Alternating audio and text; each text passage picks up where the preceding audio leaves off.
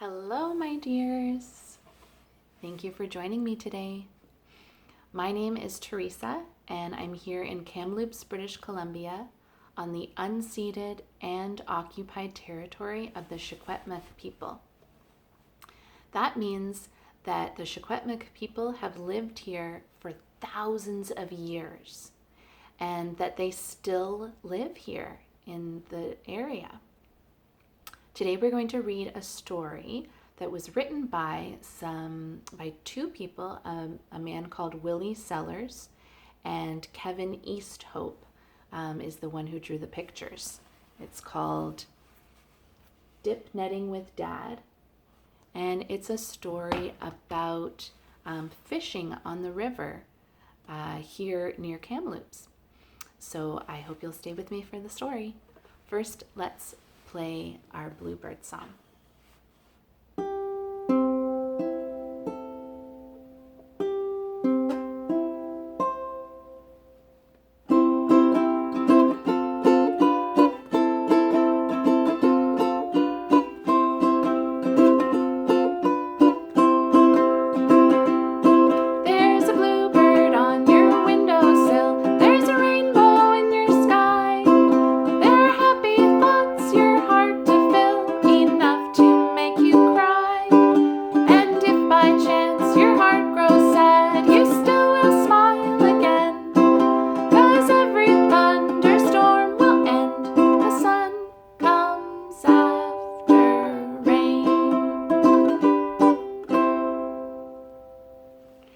And we're also going to sing Catch a Falling Star today.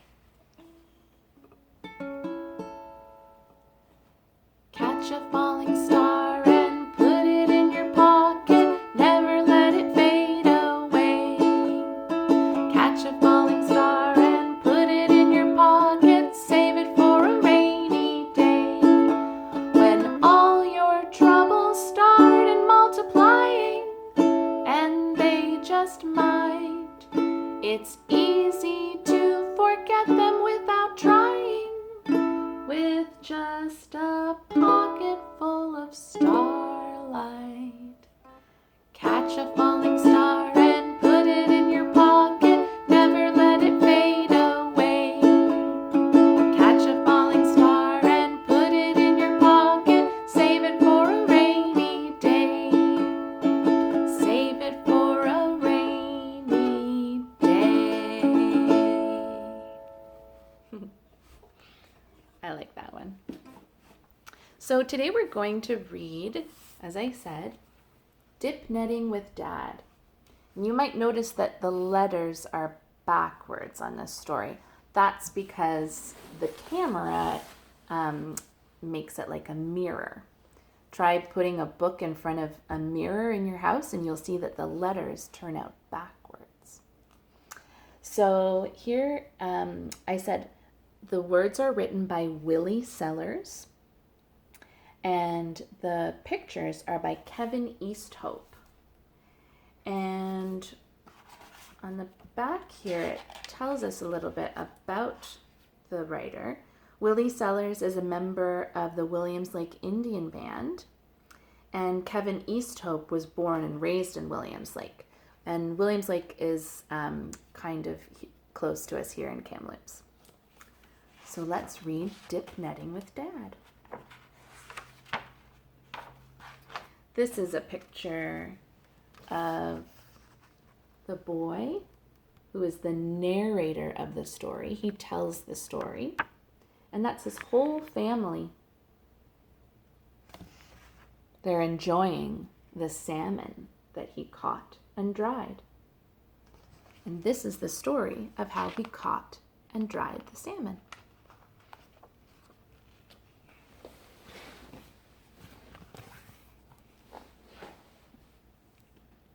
I had a big adventure when I went dipnet fishing with Dad and Grandpa.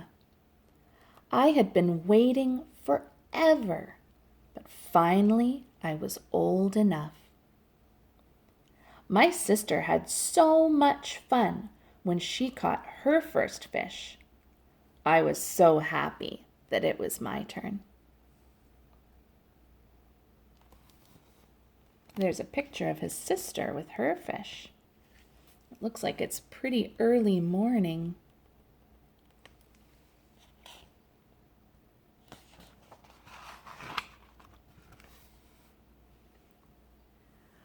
We packed a net and a pole for catching fish, sacks for carrying them, string for repairing the net, a rope to keep us from falling into the river, and snacks and drinks for when we got hungry.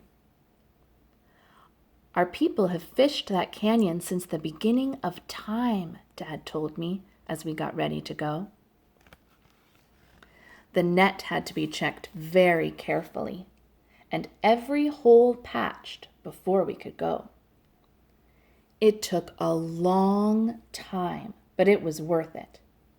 A good strong net will not rip or break, Dad explained. That can make the difference between catching a lot of salmon or just a few.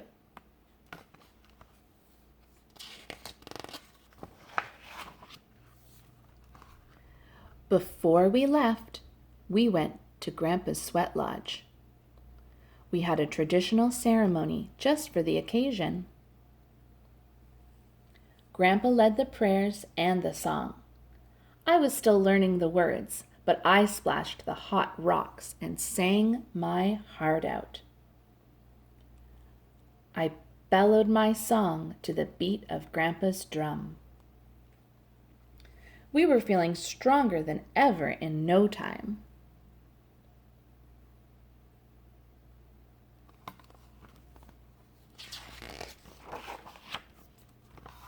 Soon we were on our way.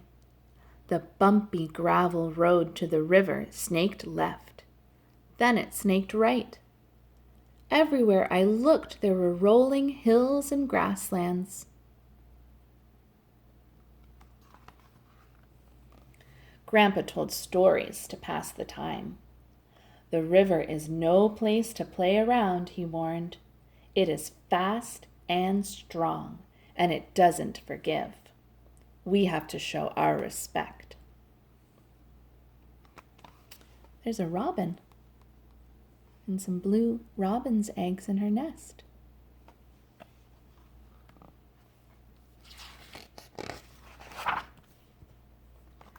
When we got to the river, we went straight to the bridge and looked down at the people fishing below. There they are. Dad called it taking a looky-loo. We saw lots of fish in the back eddy by the bridge, and we could hear the river splashing and crashing below. That looks like a big river with a strong current, just like the Thompson River or the Fraser River. Butterflies fluttered in my stomach as we unloaded the truck, but I didn't say a word. He looks a bit worried. I stayed close to Dad as we hiked down the crooked goat trail that led to the river. Our family has used this trail for generations, my dad told me.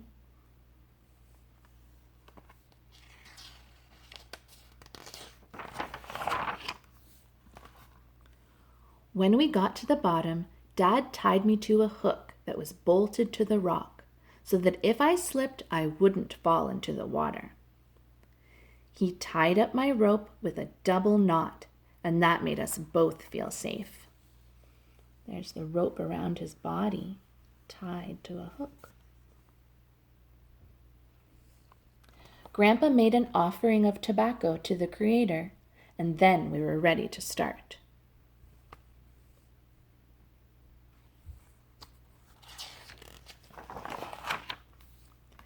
Dad went first, lowering his net into the ice-cold river. Then slap, slap, he started scooping fish out and dropping them into the pit. The sockeye were so strong they flipped and flopped, but they couldn't get out over the rocks that lined the sturdy pit wall. They were so slimy.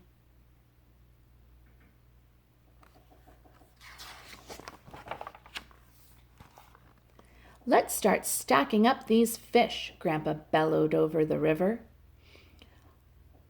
I held the sack open and counted the fish as he gripped each one by the gills and slid them into the sack.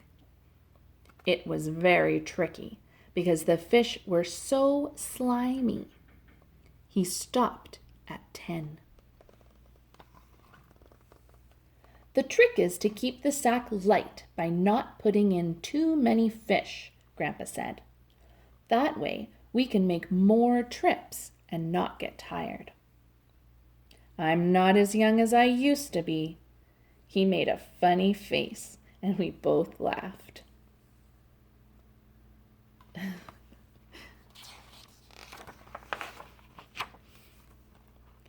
Then Dad said, "Son, are you ready?" My heart beat fast as Dad showed me how to stand on the rock wall. He told me how to hold the net and where to dip. "Watch closely," he said, "and you will see them coming up the river. They swim close to the rocks to get out of the current."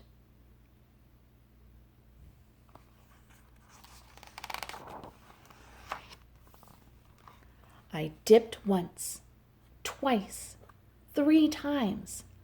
I dipped and dipped, but I couldn't see any fish. I started to think there were none left. Suddenly, bump! Something hit my net. I could barely hold on. I pulled up with every ounce of strength I had.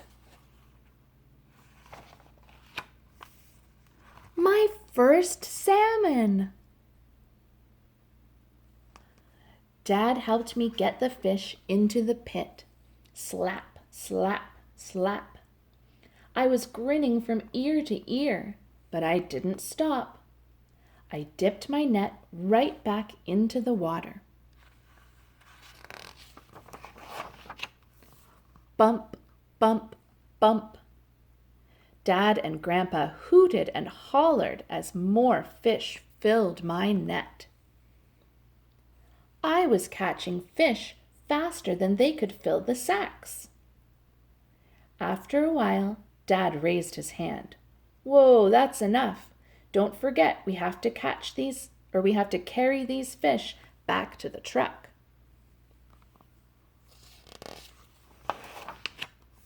Grandpa agreed. "I'm tired. You're working me too hard, grandson." He pulled out the bannock and juice, and we had a good rest. We were all very hungry and thirsty. Finally, it was time to go back up the trail. I was so tired I could barely lift my feet. "You caught a lot of fish today, son. That's pretty good for a first-timer. But you should rest now. We still have a lot of work to do." I slept all the way home.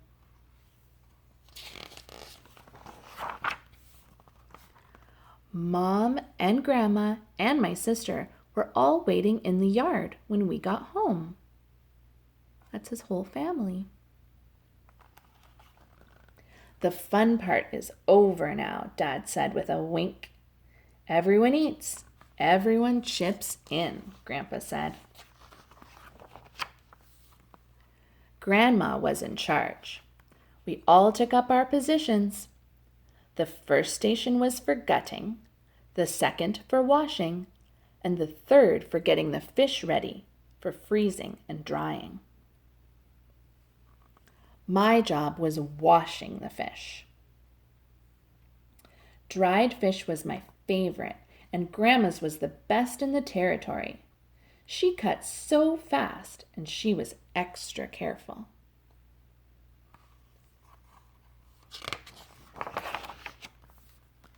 People came from all over to ask Grandma how she dried her fish, but she just laughed and told them to let her get back to work. Even the neighborhood kids came to ask if the fish were ready. Grandma chased them away with a broom. My sister and I laughed and laughed. Nobody bothered Grandma when she was cutting her fish. When most of the cutting was done, Grandma told me I could prepare the fish I had caught. We started with the biggest one. She showed me where to slice, where to chop, and how to hold on to the slippery salmon. Let me tell you, that fish was slippery. Finally, all of my fish were sitting on the table in front of me, clean as a whistle. Grandma and I spiced them up just right with a little salt and a pinch of her secret ingredient.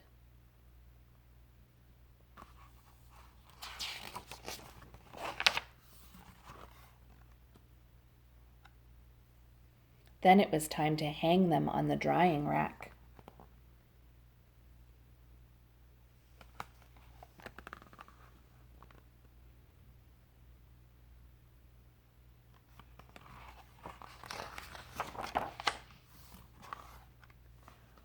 We took turns keeping the fire going. It needs to be smoky with no flames, Grandma said sternly. Flames will burn the fish, she reminded us. To give our fish that special taste, Grandma made sure we used cottonwood for the fire. Good thing Dad chopped a lot of it. Crack!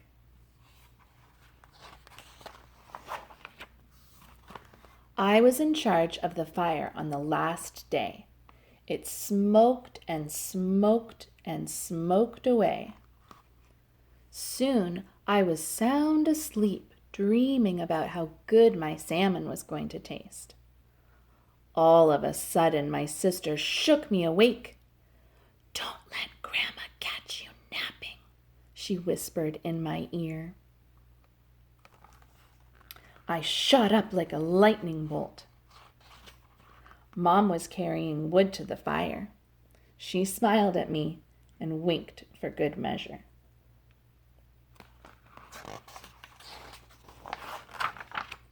Finally, it was time. The fish were done and mine looked especially tasty. I reached for a piece, but then I looked at Grandma to see if it was okay. She pretended to frown, then cracked her best granny smile. Grandpa laughed so hard his belly jiggled. I took my fish down from the drying rack and gave them a great big smile. Then we all sat together to eat our freshly dried sockeye salmon. Grandpa said there's nothing more rewarding than eating your own catch, and he was right. Everyone was so quiet when Dad told me, "Good job, my grown-up son." I felt so proud. The end. Thank you for reading that story with me. I'm going to do one poem and then we'll say goodbye. 5 little fish were swimming in a pool.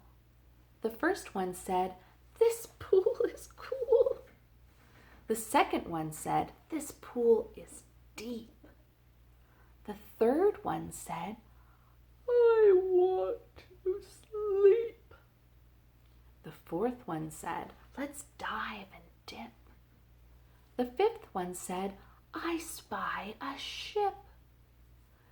Fisherman's boat comes. Line goes kersplash. Away those 5 little fishies dash. See you again soon. Bye.